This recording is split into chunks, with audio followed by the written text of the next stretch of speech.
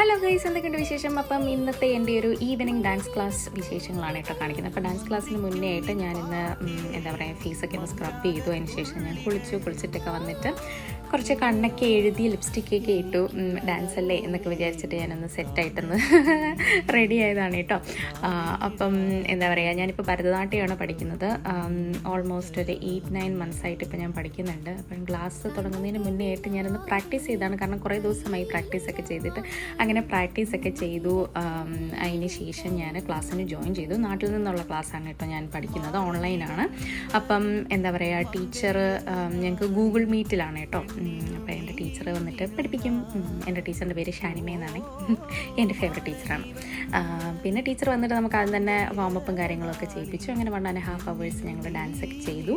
അതിന് ശേഷം കുറച്ച് നേരം ഫ്രണ്ട്സിന് മെസ്സേജൊക്കെ അയച്ച് ഞാൻ പിന്നെ ഫ്രഷ് ആയിട്ട് പോയി കിടന്നിറങ്ങി. അപ്പോൾ താങ്ക് യു, ബൈ.